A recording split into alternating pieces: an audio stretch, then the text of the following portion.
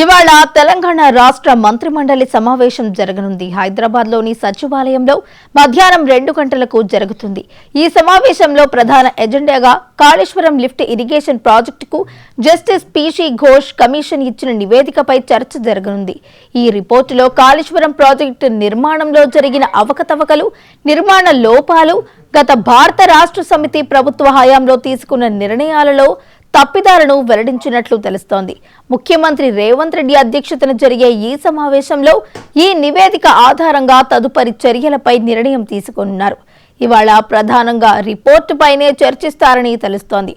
అయితే కేసీఆర్, హరీష్ రావు, ఈటెల రాజేందర్ లాంటి వారిని అరెస్టు చేస్తారని జరుగుతున్న ప్రచారంపై ఇవాళ చర్చ ఉండకపోవచ్చు అని తెలుస్తోంది.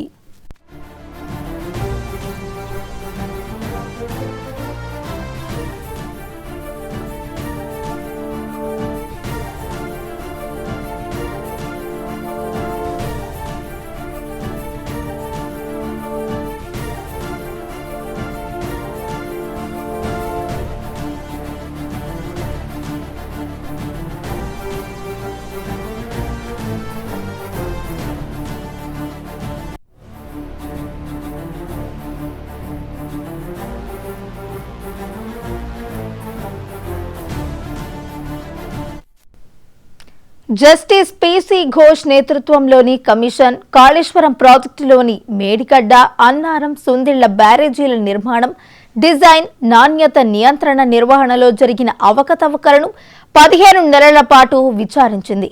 ఈ కమిషన్ 115 మంది సాక్షులను విచారించి సుమారు 500 నుండి 700 పేజీల నివేదికను రూపొందించింది. ఈ నివేదికను జూలై 31న రాష్ట్ర ప్రభుత్వానికి ఇచ్చింది. నివేదికలో ప్రాజెక్టు నిర్మాణంలో తీవ్రమైన లోపాలు, నియంత్రణలో అవకతవకలు, ఆర్థిక నష్టాలకు కారణమైన అంశాలను హైలైట్ చేసినట్లు తెలుస్తోంది. మేడిగడ్డ బ్యారేజీలో 2023 అక్టోబర్లో కొన్ని పియర్లకు కుంగిపోవడం వల్ల ఈ విచారణను ఆదేశించాల్సి వచ్చింది. ఇక ఇదే అంశానికి సంబంధించి మరింత సమాచారాన్ని మా ప్రతినిధి హరికృష్ణ అందించడానికి సిద్ధంగా ఉన్నారు.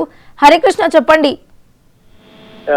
వైష్ణవి, ఈ రోజు తెలంగాణ కేబినెట్ సమావేశం జరుగుతుంది. రాష్ట్ర సచివాలయంలో మధ్యాహ్నం 2 గంటలకు ముఖ్యమంత్రి రేవంత్ రెడ్డి అధ్యక్షతన ఈ యొక్క కేబినెట్ సమావేశం కొనసాగుతుంది. అయితే ప్రధానంగా ఏదైతే గత ప్రభుత్వ హయాంలో కాళేశ్వరం ప్రాజెక్టు నిర్మించారో ఆ కాళేశ్వరం ప్రాజెక్టుకి సంబంధించి 2023 అక్టోబర్లో కొన్ని పియర్లు కుంగడం జరిగింది. అయితే ఈ కుంగిన నేపథ్యంలో కాంగ్రెస్ ప్రభుత్వం అధికారంలోకి వచ్చిన తర్వాత దీనిపైన విచారణ చేపట్టింది. అయితే ప్రధానంగా పీసీ ఘోష్ నేతృత్వంలో ఈ యొక్క కమిషన్ ఏర్పాటు చేసి విచారణ చేపట్టడం జరిగింది. ఈ యొక్క కాళేశ్వరం ప్రాజెక్టుకి సంబంధించి నాణ్యత లోపం, అదేవిధంగా డిజైన్ లో మార్పులు, ఏదైతే ప్రాజెక్టుకు మొత్తానికి ఖర్చు చేసిన వ్యయం ఎందుకు పెరిగిందో ఈ యొక్క కమిషన్ పేర్కొనాలని చెప్పేసి కూడా కమిషన్ కి సూచనలు చేయడం జరిగింది. అయితే కమిషన్ దాదాపుగా 15 నెలల పాటు 115 మంది అధికారులను అదేవిధంగా మాజీ ముఖ్యమంత్రి కేసీఆర్, మాజీ ఇరిగేషన్ శాఖ మంత్రి హరీష్ రావు, అదేవిధంగా మాజీ ఆర్థిక శాఖ మంత్రి ఈటెల రాజేందర్ను 15 నెలల పాటు అధికారులను విచారించడం జరిగింది. ఈ విచారించిన నేపథ్యంలో కూడా వారందరి దగ్గర నుంచి కూడా ఈ ప్రాజెక్టుకి సంబంధించి అసలు ప్లానింగ్ ఎవరు చేశారు, ఒకవేళ ఈ ఇరిగేషన్ శాఖకు సంబంధించిన ఇంజనీర్లు ఈ యొక్క ప్లానింగ్ ను సూచిస్తే ఈ ప్లానింగ్ లో మార్పులు చేయడానికి కారణం ఏంటి, ఎవరు మార్పులు చేయమని సూచించారు అన్న దానిపైన సుదీర్ఘంగా విచారణ చేపట్టి దాదాపుగా 650 పేజీల నివేదికను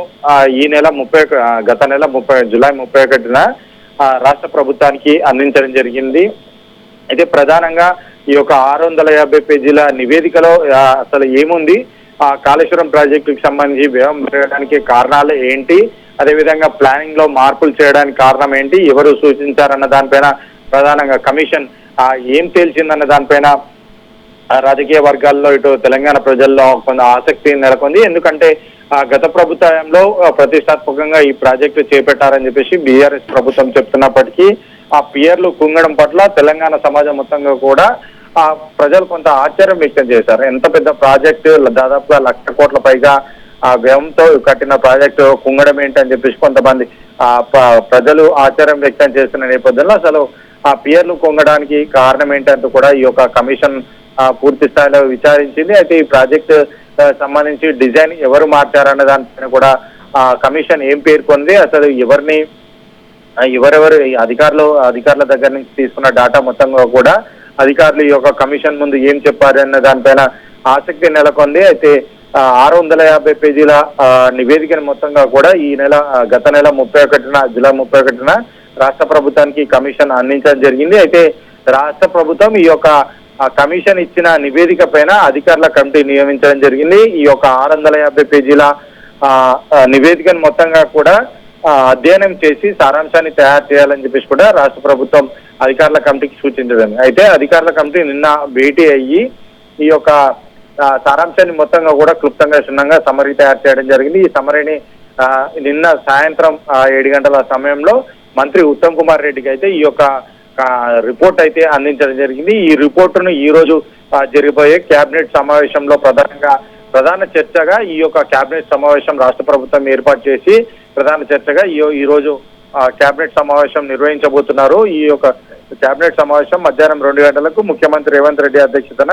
రాష్ట్ర సచివాలయం ప్రారంభం కానుంది. అయితే ఈ నివేదిక పైన సుదీర్ఘంగా చర్చించిన తర్వాత రాష్ట్ర ప్రభుత్వం ఎలాంటి నిర్ణయం తీసుకుంటుందని చెప్పేసి కూడా ఆసక్తి నెలకొంది. ఎందుకంటే అటు ఈ యొక్క కేబినెట్ సమావేశంలో ఈ యొక్క నివేదిక పైన అసెంబ్లీలో చర్చించాలని చెప్పేసి నిర్ణయం తీసుకుంటుందా, లేకపోతే సదిచ్చే చర్యలకు సిట్ వేయాలా, లేకపోతే ఏ విధంగా ముందుకెళ్లాలన్న దానిపైన ప్రధానంగా ఈ రోజు సమావేశం అయితే కొనసాగుతుంది. రాష్ట్ర ప్రజల్లో అటు రాజకీయ వర్గాలు ఇటు అధికార వర్గాలతో కొంత ఆసక్తి నెలకొంది. ఒకవేళ చర్యలు కనుక తీసుకుంటే మాత్రం ఖచ్చితంగా ఈ యొక్క ప్రాజెక్ట్ లో ఎవరెవరైతే ఇన్వాల్వ్ అయి ఉంటారో వారందరిపైన చర్యలు తీసుకుంటుందా, లేకపోతే అధికారులను తీసుకుంటుందా, లేకపోతే రాజకీయ నాయకుల పైన కూడా చర్యలు తీసుకుంటున్నా దానిపైన ఆసక్తి నెలకొంది.